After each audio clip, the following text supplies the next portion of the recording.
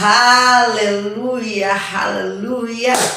Pada dasarnya orang yang sombong itu sangat dibenci oleh Tuhan. Makanya Alkitab bicara buat kita bahwa Allah menentang orang yang congkak, tetapi Allah juga mengasihi orang yang rendah hati. Kesombongan hanya akan menghancurkan segala hal yang baik di dalam kehidupan kita. Makanya Alkitab bicara buat kita tinggi hati mendahului kehancuran. Saudaraku yang dikasih dalam Tuhan, selamat datang dalam program Kata hari ini. Kita sedang membahas kitab Mazmur, mulai dari Mazmur pasal 1 sampai dengan Mazmur pasal 150, dan kita akan membahasnya dan membacanya. Saya percaya setiap kita diberkati. Dan pada kesempatan kali ini juga saya mengingatkan, jangan lupa untuk subscribe, like, dan share video ini serta komen. Bagi Bapak Ibu yang ingin didoakan, komen di kolom komentar, karena saya mau berdoa buat Bapak Ibu Saudara yang mengalami pergumulan, yang mengalami sakit, yang mengalami beban berat. Karena saya percaya di dalam Yesus selalu ada mujizat dan kekuatan daripada Tuhan. Dan kita akan membaca dalam Mazmur pasal 52 ayatnya yang pertama sampai dengan ayatnya yang ke-11. Tetapi sebelumnya kita berdoa. Bapa, di dalam nama Yesus hamba berdoa, ucapkan berkat buat setiap kami yang bangun pagi dengan tubuh yang sehat walafiat. Karena Tuhan, biarlah setiap kami semangat dalam mengiring Tuhan, di dalam menjalani hari-hari kami dengan pertolongan Tuhan. Biarlah setiap hari kami merasakan akan kebaikan Tuhan. Kuduskan kami, kuduskan hamba-Mu, biarlah firman Tuhan hari ini menjadi pegangan di dalam kehidupan kami. Terima kasih Tuhan, sembuhkan yang sakit, kuatkan yang lemah, beri penghiburan bagi yang susah. Di dalam nama Yesus Kristus, haleluya, amin. Mazmur pasalnya yang ke-52, ayatnya yang pertama sampai dengan ayatnya yang ke-11. Firman Tuhan berbunyi, hukuman terhadap orang fasik. Untuk pemimpin biduan, nyanyian pengajaran Daud. Ketika Doeg, orang Edom itu, datang memberitahukan kepada Saul bahwa Daud telah sampai di rumah Ahimelek. Mengapa engkau memegahkan diri dengan kejahatan, hai pahlawan, terhadap orang yang dikasihi Allah sepanjang hari? Engkau merancangkan penghancuran lidahmu seperti pisau cukur yang diasah, hai engkau penipu. Engkau mencintai yang jahat lebih daripada yang baik, dan dusta lebih daripada perkataan yang benar. Engkau mencintai segala perkataan yang mengacaukan, hai lidah penipu. Tetapi Allah akan merobohkan engkau untuk seterusnya, dan Ia akan merebut engkau dan mencabut engkau dari dalam kemah, membantu engkau dari dalam negeri orang-orang hidup. Maka orang-orang benar akan melihatnya dan menjadi takut, dan mereka akan menertawakannya. Lihatlah, orang itu yang tidak menjadikan Allah tempat pengungsiannya, yang percaya pada kekayaannya yang melimpah dan berlindung pada tindakan penghancurannya. Tetapi aku ini seperti pohon zaitun yang menghijau di dalam rumah Allah. Aku percaya akan kasih setia Allah untuk seterusnya dan selamanya. Aku hendak bersyukur kepadamu selama-lamanya, sebab engkau yang bertindak karena namamu baik. Aku hendak memasyurkannya di depan orang-orang yang kau kasihi. Jadi perhatikan Bapak Ibu yang kekasih di dalam Tuhan. Ciri orang yang sombong yang pertama adalah ayatnya yang ke-5 dan ayatnya yang ke-6. Engkau mencintai yang jahat lebih daripada yang baik, dan dusta lebih daripada perkataan yang benar. Engkau mencintai segala perkataan yang mengacaukan, hai lidah penipu. Jadi yang pertama adalah ciri orang yang sombong adalah suka berbohong. Alkitab bicara buat kita bahwa orang yang berdusta, ya, itu tidak akan mendapat bagian di dalam kerajaan Allah.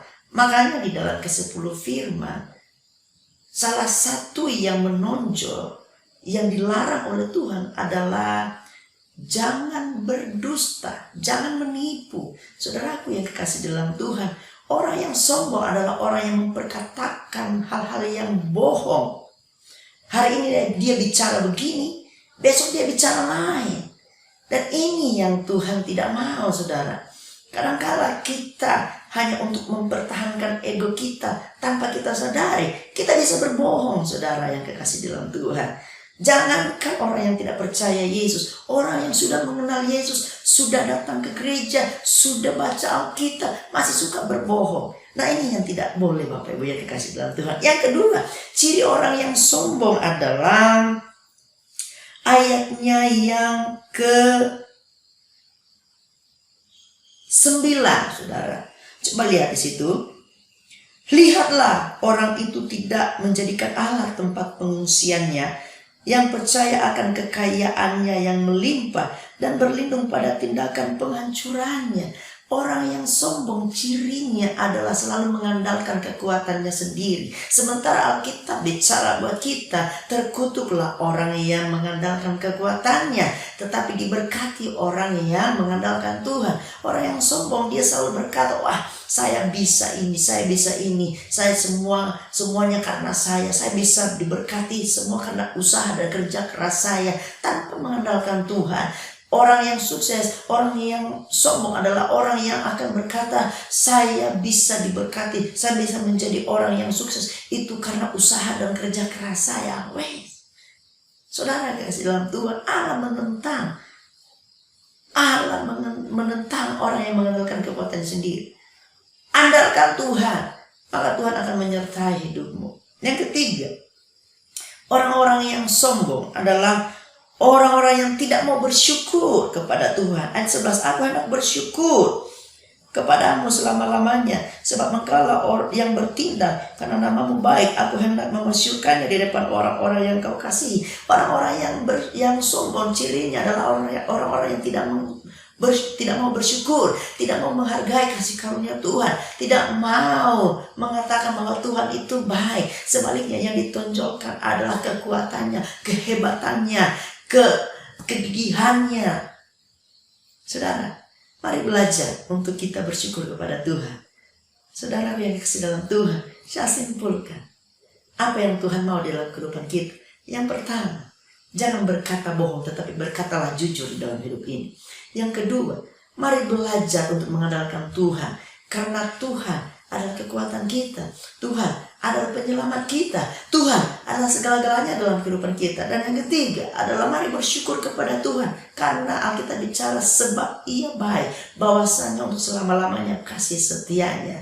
Kalau ada yang ingin mau didoakan, jangan lupa komentar di bawah kolom komentar, karena saya akan berdoa buat Bapak Ibu Saudara yang dikasih di dalam Tuhan. Saya percaya mujizat terjadi, sesuatu yang dahsyat terjadi dalam kehidupan kita. Kita berdoa, Bapa, dalam nama Yesus, Hamba sudah menyampaikan kebenaran firman Tuhan, menyerahkan firman-Mu agar di pagi yang ini setiap orang diberkati dan setiap orang menjadi kuat, karena kami percaya Tuhan menentang orang yang sombong, tetapi mengasihi orang yang rendah hati. Tuhan membuat segalanya menjadi indah dalam kehidupan kami ketika kami mau berkata jujur, ketika kami mau bersyukur kepada Tuhan. Tuhan, kami berdoa, Tuhan, hamba berdoa di dalam nama Yesus, jamah yang sakit, sembuhkan yang sakit, kuatkan yang lemah, beri penghiburan bagi yang susah. Karena kami percaya, karena hamba percaya mujizat masih tetap ada, dan Tuhan Yesus, Roh Kudus selalu baharui hidup kami dari hari ke hari hingga kami beroleh kekuatan daripada Tuhan. Terima kasih Bapa. Tuhan berkati sepanjang hari ini dan hidup kami makin hari makin kuat di dalam Tuhan. Di dalam nama Yesus, haleluya, amin, amin. Selamat beraktivitas. Jangan lupa jadikan hari ini hari yang luar biasa, karena Tuhan menyertai kita sekalian. Haleluya.